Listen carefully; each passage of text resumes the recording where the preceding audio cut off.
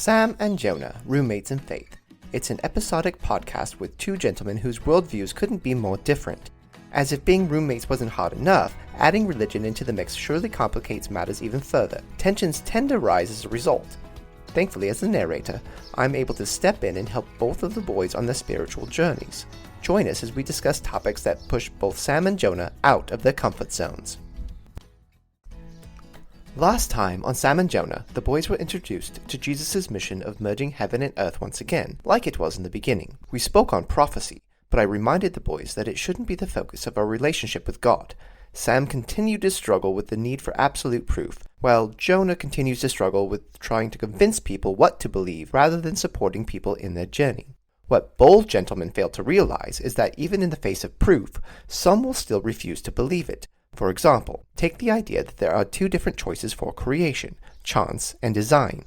Designers do far less mental gymnastics than those who believe in randomness and chance. Oftentimes, as is the case with many atheists, they try to dress it up in scientific terms while overcomplicating the answer. There are a variety of reasons for this, both conscious and subconscious. But for them, the idea of a designer is not only too simple, but is both unfathomable and unprovable.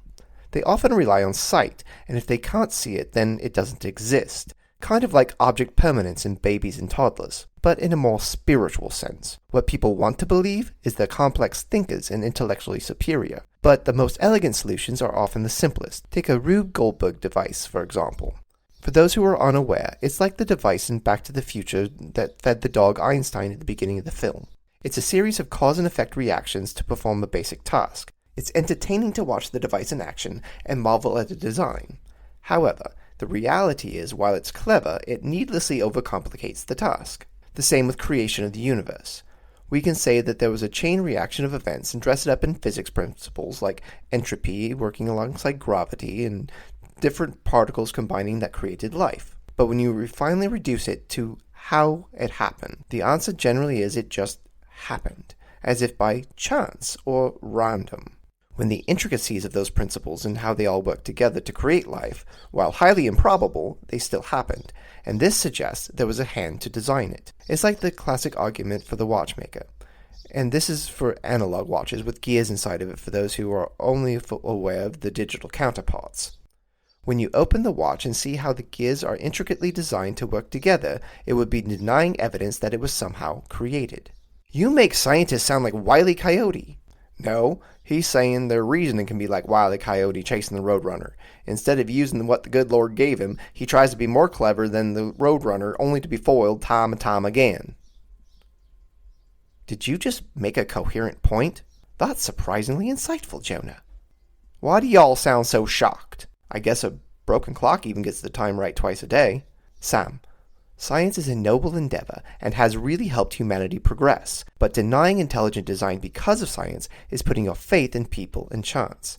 On top of that, being closed-minded about the idea of a creator is just as anti-science as being a flat earther. How so? Science is about being open to the possibilities. Scientists, good scientists anyway, understand their theories and tests can always be disproven or findings can be reversed in some way. It's this principle that allows for continual discovery. It's egos that get in the way most of the time, and that's the same thing we see when discussing the idea of a creator. But saying there's an intelligent design to all of this without proof is the exact same thing. Sure, when the evidence would suggest that there isn't, it would, but there has never been a case where the evidence has been against one. In fact, many of the top scientists across time have conceded that the evidence suggests there probably is, even if they didn't go so far as to believe there's a personal God. That's where we get the theory of the God from the gaps. Yeah, like when you deny the existence of chores when there's clearly dishes in the sink. It was your turn to do the dishes. It's always my turn to do the dishes. Just like it's always my turn to clean the bathroom after taco night. I can't help it if I like cheese and sour cream. Jonah, you're lactose intolerant. No, I accept cheese as it is. Lactose and all. It just doesn't tolerate me. Sounds like an analogy for your religion. That's why no one can believe in a personal God, because Christianity is typically intolerant of those who don't believe the same thing they do. People aren't perfect. The first century Jews and Romans killed Jesus. It's people who are intolerant of what they don't like or understand. Fear reveals just how many biscuits are in people's ovens. It makes them do things like turn on their Jedi masters when they're staring in the face of evil. Are you really comparing Christians to Anakin Skywalker? No, I'm comparing the human race to Darth Vader. They're the same person. You clearly don't understand dissociative identity disorder. Wait, do you?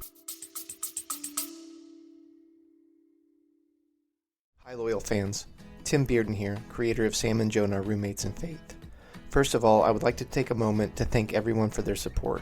There wouldn't be a podcast without you, the fans. Secondly, there is something I believe that needs to be addressed. America has taken a new stance on immigration that I feel might be at odds with human rights. If I'm calling it out, though, I better be able to step up as well. Therefore, 50% of all financial support that goes to this podcast will be donated to Amnesty International to help support human rights globally. Please help me support this basic human dignity that is overlooked all too often. Thank you all for listening, and I truly appreciate all of your support.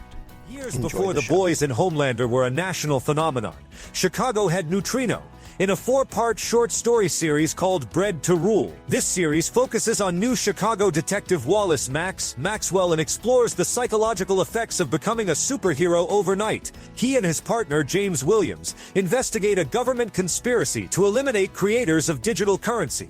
This 4-part series is available for sale on Amazon for $2.99 each. Pick up the first installment, The Incident, today, and experience what critics call a fun read that should be more than enough to hook readers on Bearden's world.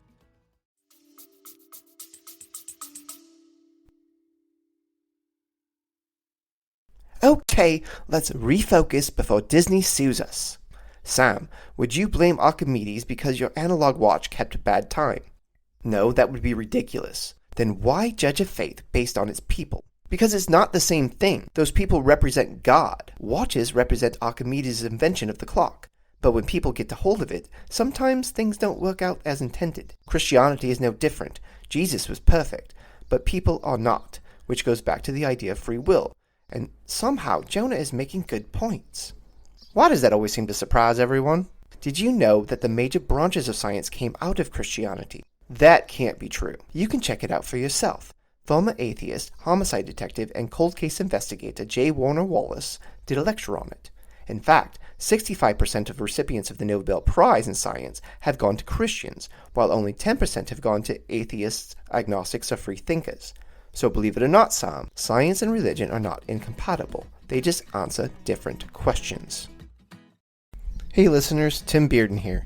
Thank you so much for taking the time to listen to Sam and Jonah, Roommates in Faith, a small-time Big Shots production. Find us on Facebook to always stay up to date on new episode releases. If you enjoyed this content, please consider subscribing or financially supporting this ministry in other ways. You can find how to do so in each of the show's notes. In addition to Sam and Jonah, we also have a short-form webtoon called Pi the Private Eye. This is aimed towards younger viewers. You can find Pi on both YouTube and Facebook. For additional content, please follow at Coruscant Cleric, that's CORUSCANTCLERIC, on TikTok, and join us on TikTok and Twitch Sunday nights at 7:30 p.m. for a live Bible study. Thanks again for all your support, and may God continue to bless you on your faith journey.